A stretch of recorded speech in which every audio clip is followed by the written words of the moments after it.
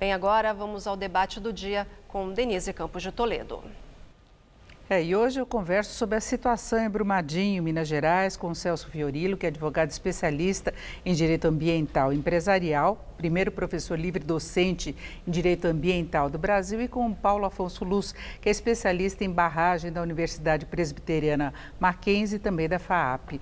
Uma boa noite aos dois. Boa noite. Boa noite. Bom, eu gostaria de começar falando do Dr. Celso Fiorillo, a questão jurídica, né, e depois vamos falar da situação lá das barragens de modo geral, porque a gente vê uma série de iniciativas para punir a Vale e algumas situações inéditas, por exemplo, em relação ao que a gente teve em Mariana. Uma das questões, assim, houve prisão dos engenheiros já, não só da empresa, mas da empresa que fazia auditoria, né, que fazia a inspeção, então é uma inovação. E a reação de próprio mercado, né, escritórios de advocacia nos Estados Unidos, promovendo ações, como aconteceu no caso da Petrobras, e fora o posicionamento do governo agora, que também foi bem diferente. Isso tende a levar a Vale a ser punida de várias formas, né? Vamos ver, né, Denise? Aqui nós estamos conversando até antes de iniciar, porque uma coisa, medidas que foram tomadas, que visam, em primeiro lugar, que é o mais importante, ressarcir as mortes, ressarcir o dano moral, dar a possibilidade que as pessoas possam ter imediatamente um cantinho de dinheiro para suas casas. Quer dizer, são medidas que dependem de liminares com efetividade imediata. Quer dizer, não adianta você fazer o bloqueio de bilhões e bilhões e ficar o dinheiro lá sem que as pessoas que estão lá sem casa, sem comida, sem parente, possam ter contrapartida. Então esse é um aspecto. O segundo aspecto, você tem toda a razão, né? É o lado bom da coisa. Como já houve a tragédia de Mariana, tanto o Ministério Público Federal, como estadual, como a Polícia Federal, a própria Defensoria, a Advocacia Geral, que atua no estado de Minas, já tinham um know-how de como proceder sob o ponto de vista das medidas necessárias. Você veja que logo após o acidente, foi entrada uma medida no juiz de plantão em Minas Gerais, foi concedida a medida desde logo. Agora, a gente não pode ter muita ilusão, né, nesse primeiro momento, que isso signifique que as coisas estão sob controle. Não estão.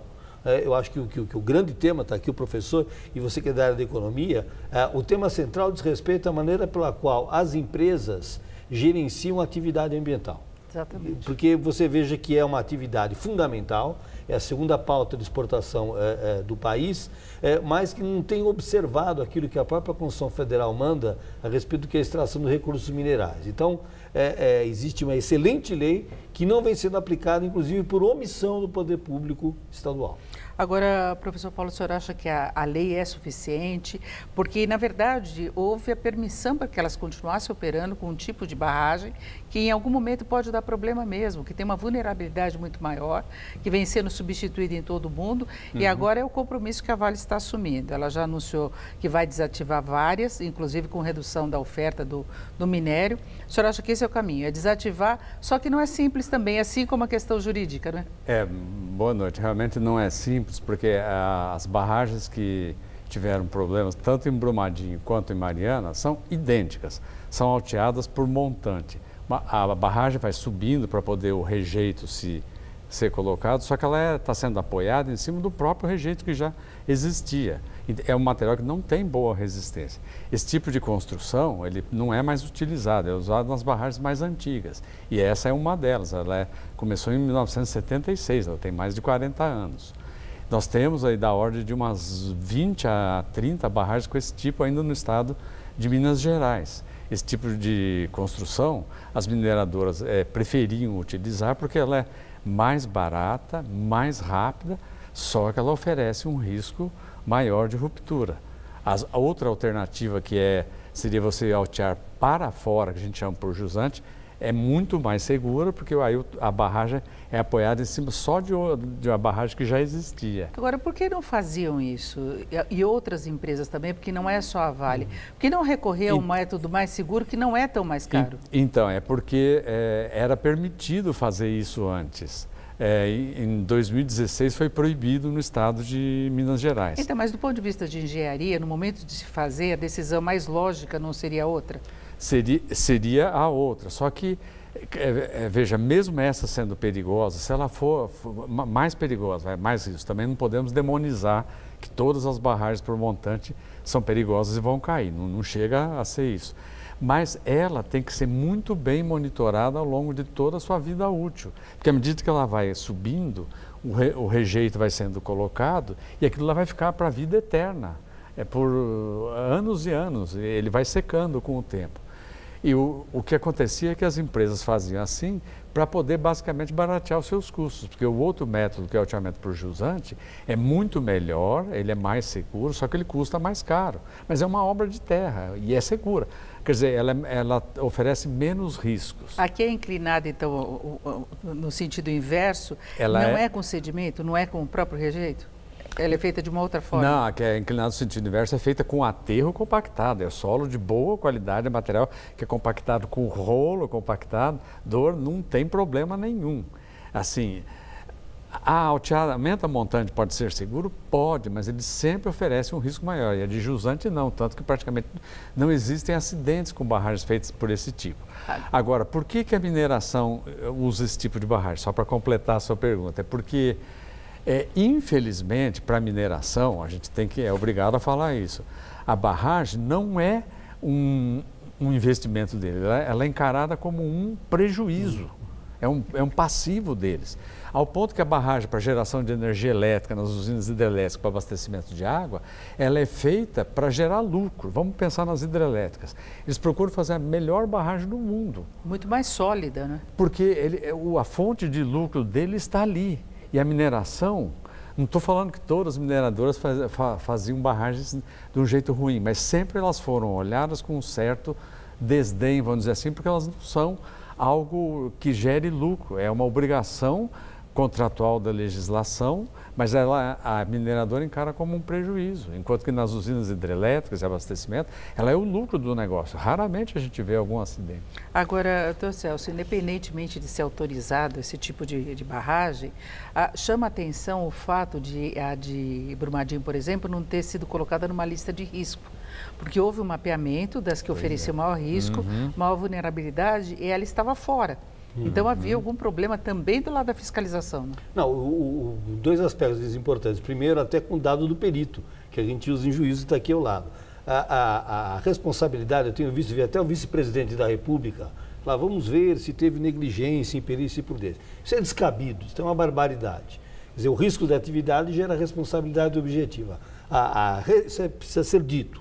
A responsabilidade da Vale, ela é total, objetiva. Né? Inclusive, solidariamente, ao governo do Estado de Minas Gerais. Aí entra a sua pergunta. Porque o que acontece no governo do Estado? Pela lei, que é a Lei da Política Nacional de Barragens, quem gerencia todo o procedimento não é a União e não é a própria empresa, é o governo do Estado, Isso, através de seus órgãos locais. Agora, o que acontece com os órgãos locais, professores? Quer dizer, esses CONSEMAS, esses CONAMAS que aparecem aí, são órgãos do Poder Executivo, Denise. Não são leis feitas por aquele que a gente elege para indicar o que é melhor. Então, o que acaba acontecendo? Isso em todos os órgãos, todos os países. Na votação, um terço empreendedor, um terço governo, um terço sociedade civil. O que acaba acontecendo em toda e qualquer votação? A sociedade civil nunca ganha. Quer dizer, é de humor negro, Denise. Então, é um momento, inclusive dos meios de comunicação, colocar uma questão fundamental, que é da gente poder ter uma lei geral de licenciamento, com foco não só na prevenção, mas, atenção, local. Quem tem que licenciar barragem não é Estado nem União, é a Prefeitura. Que quem sabe onde existe o risco, onde existe o problema, não é quem está na capital do Estado ou na União, quem mora lá. Quer dizer, a pessoa, você veja, adotado esse critério por uma lei discutida e debatida, você vê um problema, você bate a porta do Ministério Público, representa, toma providência preventiva. Mas aí tem um outro problema que tem que ser considerado nessas cidades também, que é a dependência do retorno financeiro que é dado pelas empresas. Sem dúvida. Porque a gente vê as cidades vivendo basicamente de royalties, dos impostos que são pagos também, e muita gente empregada no lugar. É o caso de Brumadinho, que a maior parte das vítimas são empregados, funcionários de lá. Né? Sim. Agora, isso não tira o mérito do que eu estava apontando a você, porque a questão econômica sempre existirá. Né? Aliás, as coisas são como são, porque exatamente, né, há um pacto entre aquele que tem interesse em arrecadar, que é a União, o Estado e o município, e a ordem econômica, e sempre se fala desse critério. Olha, vou ter que diminuir a produção. Começa aquelas mensagens de que agora eu sou obrigado a fazer com que os empregos possam diminuir. Então, a gente tem que enfrentar isso como faz no mundo inteiro, né? Quer dizer, o mundo inteiro tem processo de licenciamento. O único local do mundo que tem 3 fases de licenciamento é o Brasil. Único. Então, note que, por isso não. Quer dizer, temos 3 fases e acontece o que acontece. E muita atenção, porque, professor, a questão não é só a dos resíduos. O governo vai retomar a energia nuclear. Pergunto, Denise, imagina Angra 3. Que tranquilidade a gente tem, né, como população, de ter uma atividade econômica de energia nuclear acontecendo o que já aconteceu. Pontes aqui em São Paulo e aí vai. Então, é um problema geral, nacional. De fiscalização. De fiscalização e de controle através de uma lei. Acabar com essa história de resolução, de regrinha, leizinha feita entre poder executivo e ordem econômica. Agora, esse caso de Brumadinho tem uma outra situação específica, que foi a quantidade de funcionários que morreram. Não é? Então, entra também na legislação trabalhista, que é um outro tipo de indenização que a empresa vai ter de arcar. E aí eu queria saber dos dois, a questão jurídica e do senhor, professor, o fato que muita gente está questionando de a área administrativa do refeitório ficar no caminho. Então, dá a entender que a Vale não contava com essa possibilidade mesmo, porque aí, nesse caso, o prejuízo é dela, além da perda de vidas. Sim. Então, havia risco. No caso de a barragem romper, de qualquer forma atingiria uma área administrativa? Então, isso realmente você levantou um problema que é muito sério. Uma barragem que ela era inclusive classificada, no caso de Brumadinho, como baixo risco de ruptura, porém alto risco de danos humanos e materiais, justamente porque tinha uma população vivendo embaixo. O correto nisso, como o próprio colega comentou, seria não deixar ter população ali embaixo. Uma coisa é você ter a população, aí você vai construir uma barragem em cima, deveria ser proibido. Ou vamos pensar ao contrário, se já existe a barragem, aí não se instala ninguém. Agora, por que as pessoas vão lá? Por causa disso, porque é o mercado de trabalho deles, ele depende disso, a cidade depende. Mas uma coisa que deveria ser feita é proibir qualquer instalação justamente no rumo do que uma eventual ruptura de barragem, esse estudo chama-se dam break, né? Faria como é o caso, porque ali foi uma ruptura absolutamente, ela é brusca, é como se fosse uma avalanche. Só que em vez de ser inclinada, é uma avalanche quase horizontal, mas com uma altura enorme. Vocês viram o poder destrutivo dela, levou tudo, tinha vagões ferroviários, caminhões... tem que manter uma distância, porque em Mariana aconteceu exatamente isso, Bento Gonçalves tinha uma distância maior e não escapou. E não só embaixo, como essas construções e escritórios teriam que estar nos lugares mais altos. Denise, esse é o problema. Você não pode colocar no vale, na parte baixa. Um esclarecimento importante, a questão não é trabalhista, a questão é de meio ambiente do trabalho. Quer dizer, essas pessoas que morreram vão ser indenizadas sob o ponto de vista de uma outra norma jurídica, que é a Política Nacional do Meio Ambiente. Então, outro tema que estão veiculando, o problema da nova CLT, da constitucionalidade... então não é só isso. Não. Quando a Constituição Federal obriga as mineradoras a reparar dano ambiental, é ambiental nas suas 4 dimensões, como o Supremo já apreciou essa matéria há 15 anos atrás, a DI 3540. É o meio ambiente natural, artificial, cultural e do trabalho. Portanto, a indenização diz respeito à Lei 693 de 81, responsabilidade objetiva. Então, eu tenho visto alguns ICAO dizer, olha, temos que debater. Nada disso. A lei, inclusive, de 81 da Política Nacional do Meio Ambiente. Portanto, a indenização ambiental não se esgota só nos recursos naturais. Eu diria que é até um detalhe. E não é o mero seguro do trabalho. Claro. Quer dizer, o Ministério Público do Trabalho, aliás, Denise, já com know-how, já tinha entrado com as ações, está discutindo. A matéria ainda não foi apreciada pela Vara de Ouro Preto. Então, esse é outro drama. Mecanismo a gente tem de excelência. Sim. Pessoas qualificadíssimas. Agora, o Judiciário precisa ajudar. Agora, professor Paulo, vai demorar para a desativação. Não é uma coisa simples. A Vale decidiu agora e em pouco tempo se elimina o risco. Não é assim. Não, vai demorar um pouco porque eles preveem um plano de 5 anos. A gente não conhece ainda detalhes desse plano. Mas todas essas barragens vão ter que ser desativadas, parar de depositar rejeito e tem que passar por um processo chamado descomissionamento, que tem toda uma série de procedimentos para tornar a barragem, mantê-la segura por um longo tempo. E eles vão ter que, inclusive, parar a produção lá, porque eles têm que arranjar novos locais para poder depositar os rejeitos, né? Então, é uma questão muito delicada. Ou então de uma forma seca também. Ou então fazer mas demora, o terceiro processo, que é além desse alteamento por montante jusante, é o empilhamento a seco. Esse é o mais seguro que está sendo usado no Pará, pela própria Vale. A mina de Carajás, que é enorme, é a maior jazida do mundo, é tudo empilhamento a seco. Aí não corre praticamente risco. Ele é posto num local mais horizontal e ele está seco, ele passou por um processo de secagem. O risco ambiental é muito menor. Que é o que deve ser feito, preventivo e com a melhor tecnologia. Eu só gostaria de fazer um parênteses aqui que acho que vale a pena só a gente citar para o telespectador. É o seguinte, a nossa engenharia de barragens no Brasil, ela é uma engenharia de uma excelência muito boa. Ela é reconhecida no exterior. Nós temos usinas aqui com barragens como Itaipu, Tucuruí, Belo Monte, que são enormes. Nós temos uma barragem de Campos Novos, que é 210 metros de altura, que estão perfeitas. Todas são de geração de energia elétrica.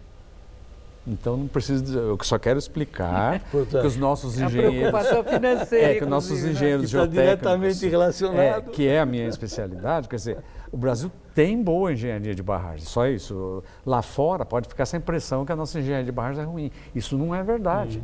O problema está nas barragens de mineração. Infelizmente, a gente é obrigado a dizer isso. E tem situações graves ainda que se expõem, não apenas pelo risco, mas pela posição que o professor estava falando. O caso de Congonhas é gravíssimo. Exato. Quando você vê a imagem, aí não é nem a Vale, mas pega a cidade inteira. A barragem de Potreiro e Forquilha foto é estão cercando a impressionante. cidade. Né? Então, eu acho que todo o setor de mineração tem de passar por uma se revisão, rever, não só a Vale. Né?